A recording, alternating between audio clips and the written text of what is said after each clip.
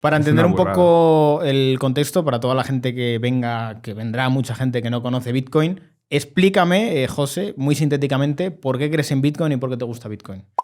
Eso requeriría digamos, entrar en profundidad, pero así de forma rápida, a mí lo que más me gusta de Bitcoin es que es como una especie de... Podemos abordarlo de dos formas. Que es una fiat que simula lo que el dinero había sido toda la vida, que es escaso, que tiene valor intrínseco, o bien al contrario, que es un activo que tiene valor intrínseco, pero que no puedes imprimir en masa. Y que quita los costes de transacción. Porque, por ejemplo, con el oro el problema que tienes es que si tú vas con oro por la calle te lo roban. Con Bitcoin tú solo con 24 palabras en la mente, que nadie sabe nada, puedes ir donde tú quieras y llevarte todo tu patrimonio. Con oro tienes que pasar por el aeropuerto, por el avión, tienes que declararlo todo. Aquí simplemente vas con 24 palabras en la cabeza.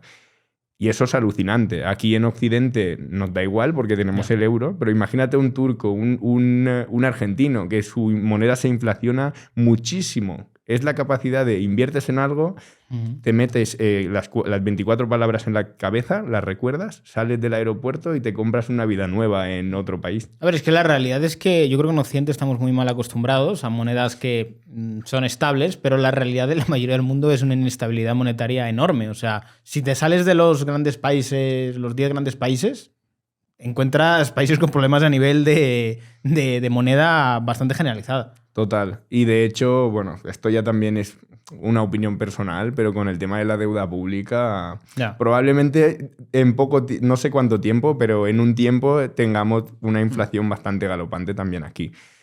Y cuando la gente se dé cuenta de que, porque claro, un 10% de valor al año, si pierdes solo un 10% o menos, un 5%, es muchísimo. Estamos hablando de que en 20 años el patrimonio ya se ha quedado súper diluido. Entonces, yo creo que en el futuro nos daremos cuenta de que realmente las monedas fiat actuales no son tan seguras como parecen. Pero a la vez es irónico porque piensa que en el anterior ciclo la subida que tuvo Bitcoin también vino fomentada precisamente por toda esta emisión masiva que hubo y toda esta liquidez que entraba prácticamente a coste cero. En el momento que llegó la Fed y dijo los tipos ya no se pueden mantener porque hay inflación de la hostia, Bitcoin cayó de lleno y como pasó en casi todos los mercados prácticamente. Entonces, es como que en cierto modo, gracias a que ha habido un ciclo de impresión masiva, Bitcoin creció un montón porque entró un montón de liquidez que era prácticamente a coste cero, como también creció en otros mercados. Pero a la vez es como que tú luchas contra eso, por así decirlo. Sí, es que, a ver, los mercados financieros, y sobre todo por gente como los traders, la gente que opera con futuros y derivados, busca especular. Y especular significa predecir el valor a futuro, apostar por algo. Entonces, Bitcoin no es una excepción. Cuando entra mucho dinero de ese estilo y luego suben los tipos de interés, por ejemplo, ese dinero se va masivamente. La gente que se queda, pues es gente que cree en Bitcoin, ¿no? En ese sentido. O al menos cree que puede tener un valor a futuro más allá de la pura especulación de lo compro simplemente porque mañana valdrá más. Que bueno, eso ya es un valor, ¿eh? Pero bueno, es independientemente de eso.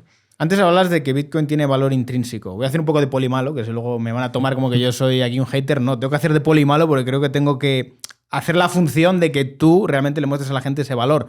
¿Qué valor intrínseco tiene Bitcoin? Porque me has dicho, Bitcoin tiene un valor intrínseco. La gente siempre dice, no está respaldado por nada. ¿Qué es lo que le da valor a Bitcoin? A ver, esto es complicado, ¿vale? Pero digamos que el dinero tradicionalmente siempre ha sido dinero mercancía. Esto significa que normalmente el dinero primero satisface una necesidad. Esto lo decía Menger. Por ejemplo, el oro, pues primero ha servido para joyas, ha sido un valor, un metal muy religioso, tiene usos. O la plata, que es un material industrial. Y luego se termina utilizando como medio de intercambio por sus propiedades monetarias. ¿Qué es lo que pasa? Que Bitcoin es intangible. Entonces, ¿tiene valor intrínseco o no? Bueno, es una especie, es algo que tenemos que acostumbrarnos, que las definiciones que hasta ahora habíamos establecido para el dinero y cosas en economía ahora de repente han cambiado porque hemos creado un dinero. Igual que en su día creamos Internet y era una red de telecomunicaciones que no existía antes. Es algo que rompe las cosas, simplemente. Entonces tú tienes que acostumbrarte a él. Eso, de hecho, yo tengo un tío que es economista y yo cuando redescubrí Bitcoin a los $300 fui corriendo a por él. Le dije, tío, ¿has visto esto? $300 que la gente dice que es como moneda hayekiana, un dinero hayekiano, que es casi ideal, tal. Y me dijo, eso es una burbuja, no compres. Y yo bueno, dije, se sigue diciendo, ¿eh? Sí, claro. No, ahora ya no tanto. Ahora ya de repente... Te lo juro que se sigue diciendo. Ah, no, ya, pero Yo no. he puesto la tele, la burbuja del Bitcoin. O sea, joder, la burbuja no explota nunca. No explota nunca, no. Claro, yo ahí lo que dije, y me dijo, léete el dinero de Menger y verás por qué es una burbuja. Me quedé pensando, leí y tal, yo ya sabía cosas de economía, y sí tiene razón, y sí no. Sí. Pero claro, luego caí en que efectivamente Menger no podía haber escrito cosas sobre el dinero pensando en Bitcoin porque Bitcoin no existía. Entonces tenemos que volver a... Es como hacer una reconfiguración. Tenemos que decir, vale, ahora existe una cosa que antes no teníamos en cuenta, vamos a cambiar las definiciones. Y entonces, en ese sentido, pues el valor intrínseco de Bitcoin para mí, sencillamente, es que depende de una red consensuada, que tiene un consenso y está distribuida por todo el mundo. Ese es para mí el principal valor. En el momento en el que pierdes eso, pues el valor ya no es tan intrínseco, ¿no? Porque depende de una persona en concreto, o de una organización en concreto. Bueno, también hay que decir que el coste del minado también respalda ese valor tangible. Sí, pero esto lo he pensado mucho. Y de hecho he acuñado un término para esta cosa, que es una especie de bitcoiners marchistas. Me explico. es verdad, porque al final... Sí, estás intentando... Sí, ya sé por dónde vas, sí. Claro, el valor trabajo es del marxismo, que decía que, pues eso, que el valor de las cosas viene por el trabajo que hay detrás. Y hay gente que intenta explicar el valor de Bitcoin así, pero yo creo que es equivocado. Es como al revés. La demanda de Bitcoin hace que ese trabajo esté justificado. Pero realmente el valor de Bitcoin no está en el trabajo.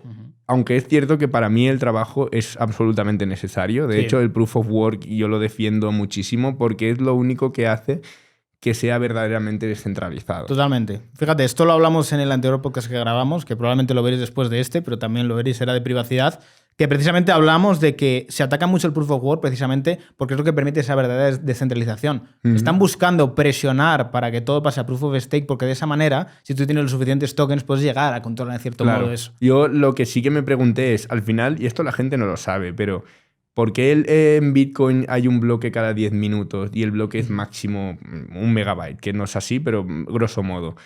Eso es porque lo hemos hecho aposta. Y esto es lo que la gente no entiende. Lo hemos hecho aposta porque así haces una red distribuida y los recursos que usas son limitados. Entonces, el Proof of Work, el único propósito del Proof of Work es hacer perder tiempo a la red. Literalmente. Vamos a hacer perder tiempo al que quiere transaccionar, porque si no le hacemos perder tiempo, esto es un caos. Porque ya la gente se amontona a hacer transacciones y nos jode la red. Y yo lo que pensé es, ¿hay alguna forma de hacer perder el tiempo a alguien sin que consumir energía? Es decir, en vez de un Proof of Work, yo quiero hacerte perder el tiempo a ti para que tú transacciones. ¿Cómo lo hago sin que tengas que consumir energía? Y después de hablarlo con un amigo que es ingeniero y tal, estuvimos ahí hablando muchísimo y creo que no hay forma. No hay ninguna forma. Tienes que perder energía de alguna forma. Porque, de hecho, por ejemplo, mi mentor, Tai Trija, que es el creador de la Lightning y de muchas cosas de Bitcoin, es uno de los desarrolladores más fervientes, creó una cosa que es Proof of Idle. ¿Proof of? Idle, de levantado, que es, en vez de utilizar la energía como prueba, se utiliza la capacidad de cómputo.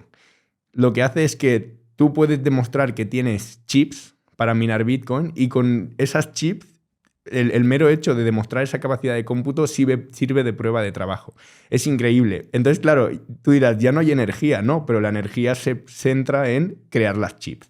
No. Es como un atajo que realmente no es un atajo, porque al final está todo en competencia, es un mercado en competencia, pero es algo interesante.